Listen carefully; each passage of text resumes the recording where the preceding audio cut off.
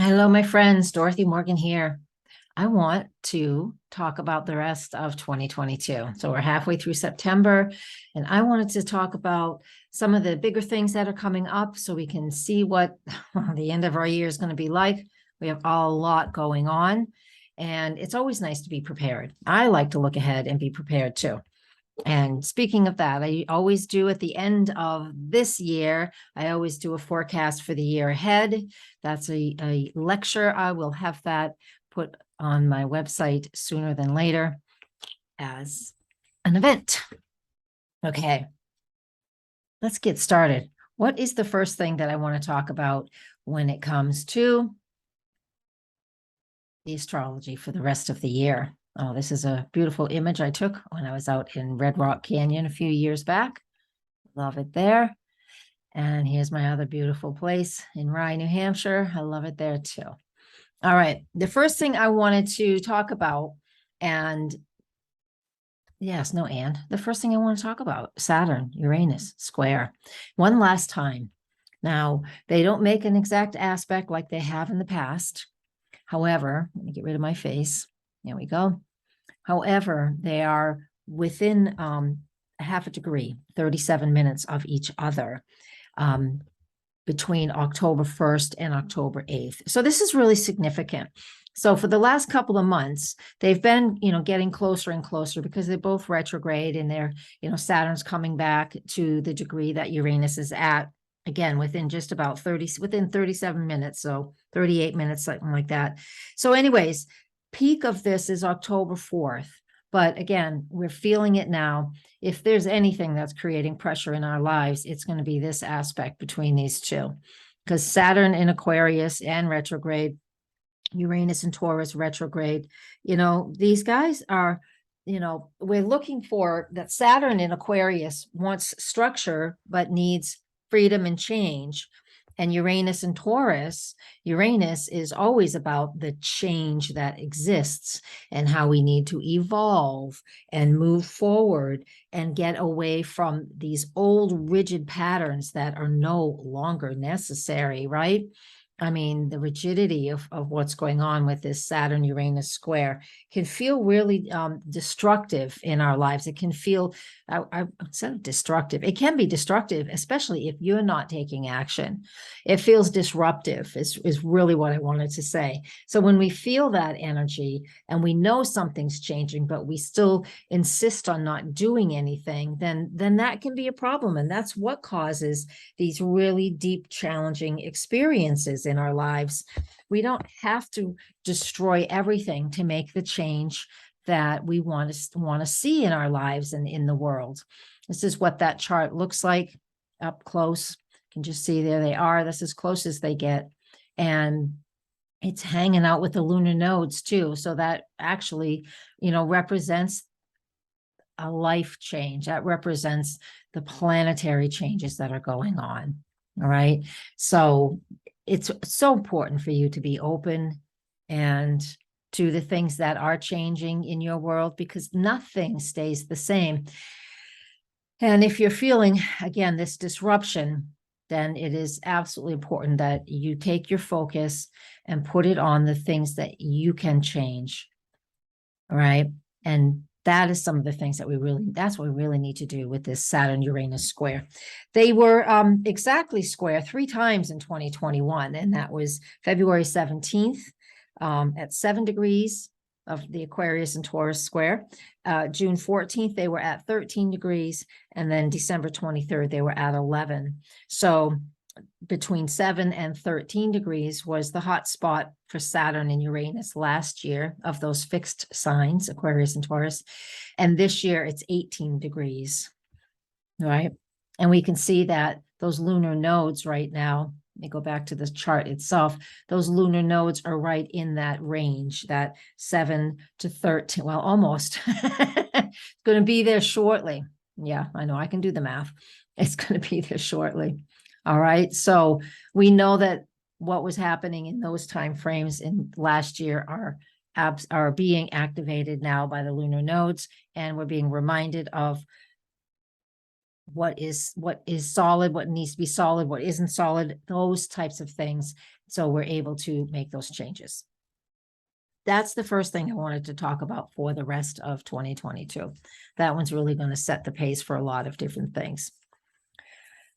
So allow some changes, allow those changes for people.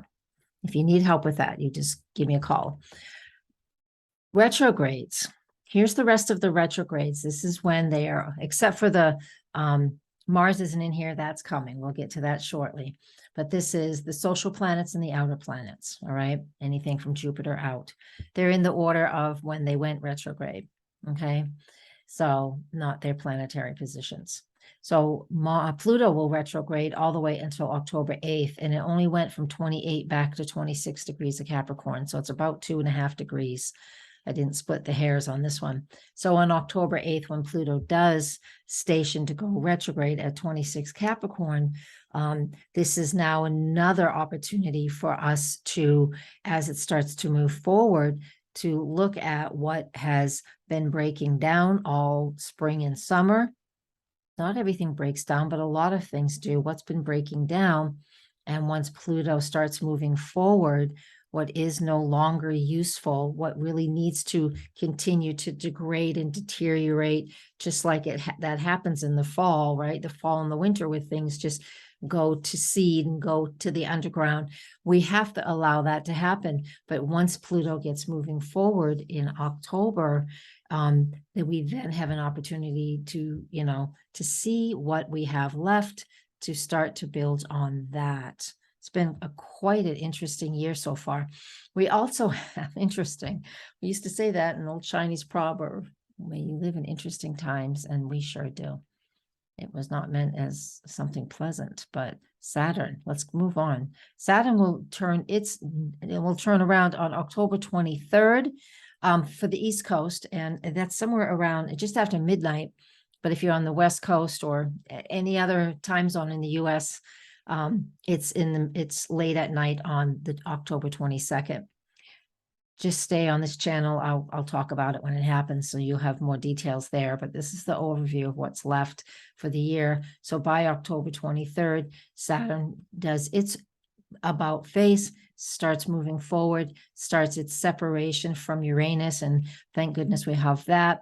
And then we'll be able to, again, and as well as what Pluto is supplying us with, we can be able to see what it is we need to buck up, what we need to, just work towards. Those Saturn wants us to work towards things. It's in Aquarius, so it could be there's something major going on with technology. There's always something major going on with technology, but I do feel that this is definitely a point where there is something big and different shifting and moving forward. If you're not in the world of technology, I wouldn't know, because I'm not in that world of technology, just as far as that's it.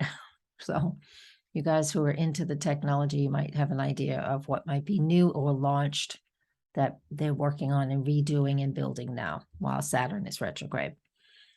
Neptune will make its forward movement on December 3rd at 22 degrees of Pisces. He's at pretty much the same pace as Pluto these days. So he only moved a couple degrees. We have our heads in the clouds when Neptune's in Pisces. It's been in this sign for quite some time, quite a few years now. And Jupiter will retrograde back into Pisces in October as well, and stay in there for a little while. And again, come to the weeklies and you'll be able to I'll inform you of those then. But again, Neptune retrograde goes direct December 3rd. And when we get to that point, we have an opportunity to maybe clear the fog a little bit, or at least reach for our dreams. There's a lot there that we can use. And it's very creative energy as well, but it's also illusionary and imaginative, right? So there's always a few different ways that we can use these energies. Jupiter will retrograde and turn direct on November 23rd. So it goes direct at 28 degrees of Pisces. So while it's back in Pisces for a little while, we can expect more. Well, yeah, honestly, When Jupiter is in Pisces, there's an awful lot of flooding, even though there is some areas that are very dry, right? And there's drought in some areas and floods in others. And with Jupiter at the very end of Pisces as well for a little while, we have these opportunities once again, just like Neptune in Pisces, to reach for our dreams, to be more creative, and to find that inspiration. And you'll be able to hone those details if you know where that is in your own chart. And then the final one, which isn't until 2023, and I'll talk about that in my year ahead when that happens. And that's on January 21st, 2023, when Uranus finally goes direct. All right. And then we're going to have a quiet period for a little while. Let me grab my ephemeris. I wasn't planning on this, but I'll give you a sneak peek for 2023. And again, I'll have that up soon. Oh, it's a lecture I give. I'll put it out on my event page so you can get your own tickets. It looks like by the time we get to the end of the last week of January, and this is a little heads up, the last week of January 2023.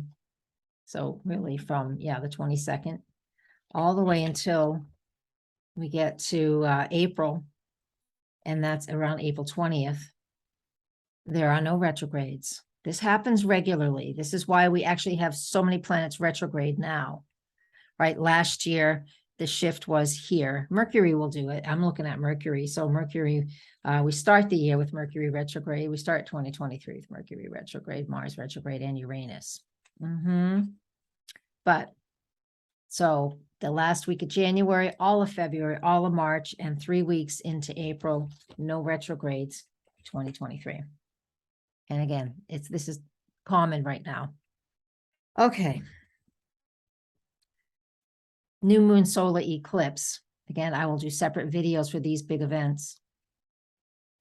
Oh, hello. Well, I have no idea what happened there. That was a big event. I'm going to stop my share for a minute, make sure everything's still working. It is. That was a flash in the pan. Oh, I have no idea what that was about. Okay. Ooh. All right, October 25th, we have a new moon solar eclipse in the sign of Scorpio. This is what it looks like. This is the chart for it. Got little graphics here. Keywords for this is self-mastery and empowerment. It is with Venus, so we really will value those things that are most important to us. Let me grab that chart here as well. And is this it? Yes. Here we are. And that's what happens. Software is now, okay, I'm going to stop the share for a minute. It's not letting me do what I want to do. That's the problem. Okay. So we're having a glitch with the software. And I'm just going to come back and share this. My software went kaput. It happens. That's okay. So here is that eclipse. That's what it looks like. New moon solar eclipse, October 25th at 2 degrees of Scorpio, 6:49 a.m. Eastern time. So we have an opportunity here. These new moons for a little while in the next batch of months are going to be very early in the sign, which is fantastic because it gives us a purer sense of that first decan. It gives us that pure sense of what the energy is. So it's very Plutonian. That's Scorpio. So we have this opportunity on October 25th to plant something, to begin something. However, it's not easy to see. It's just like taking a handful of seeds, and you didn't label them, but you just put them in the ground and you're not sure what's going to come up. So spend time, especially at new moons, writing out what you feel, journaling, the deepness, the shifts, the transformation, what you want to be, how you want to be empowered. Write that out for yourself. That's going to be most important. All people always ask me, where will this be? And this is where you'll be able to see this eclipse. Cannot play the media. Oh, poop. It won't let me do it. Darn. Let's hit stop for a second. And just stop the share. Come on. There we go. in the middle of recording. Have software technical issues. It never fails. Didn't I say something about Saturn in Aquarius and we needed to update some technology? I'm going to share my screen. Let's see if it will let me finish. I think I was right here. I was on the new moon solar eclipse. We were talking about that and the transforming and the self-mastery and the empowerment that comes along with a new moon like this, especially as an eclipse. So pay good attention to that. I was getting ready to play a short snippet video of where you can see the eclipse. However, that's what was messing up and it wouldn't let me do it. So I had to delete it. So I'll try to do it again when I do the individual forecast so you can see where we're able to visually see these eclipses for the rest of the year. All right. And yeah, we're just about ready for Mars to retrograde now. And Mars moving through Gemini. So October 30th to January 12th, Mars is retrograde from 25 degrees of Gemini back to 8 degrees of Gemini. And while it's doing that, there's a lot of internalizing that's going on. I do have a separate video about that. It's already posted. It was posted up in August. And because I wanted to work with Mars and Gemini the whole time. So definitely go check that one out as well. I'll attach it to this video too. If we're on YouTube, you'll be able to see it attached. Now, what we have to work with, that Mars and Gemini, of course, is, taking action through our words, through our speaking, communicating, sharing of information. There's so much that goes on with Mars and Gemini. And while it is retrograde, then we're going to be internalizing this information, this communication, possibly even feeling frustrated and working on, figuring out what is best for you and what you need in your own environment. Gemini rules your local neighborhoods as well. So there is that. Another thing, we are in midterm elections here in the United States, and Mars will be retrograde during that whole time. And the next eclipse is on election day. That's right here, full moon lunar eclipse. But when we have Mars retrograde in Gemini during an election period, even if we weren't having an election period, you would visually see a lot of debates. These midterm elections they usually get pretty nasty. And so work on that for yourself too. If you feel like you're over energized and you need to get something off your chest, we can use these energies in a productive way. But unconsciously we won't, right?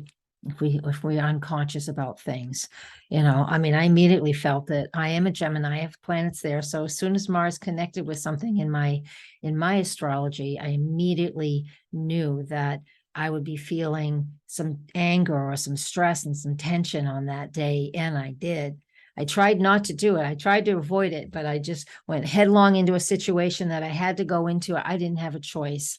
I'm not telling us that we have to not do things, but I didn't have a choice. And some things just got a little out of hand. And, just for a couple hours, things got a little steamy in a negative way. And so took care of the situation, separated myself from the situation. And right now everything's okie dokie, but we'll see. It might come back. And that's what we all get to look at. We all get to work on. So it doesn't mean we all have to feel really crappy for such a long time, but it is really working towards, what are those anger issues you might have? What pisses you off? What doesn't feel good? How can we work through that? During this retrograde, we have that opportunity to do that. But again, you're going to see a lot of people that are just really fighting mad. And, because we have that Saturn Uranus square is still there. So that creates a lot of tension. And we even have it right here. Here's the full moon lunar eclipse on November 8th.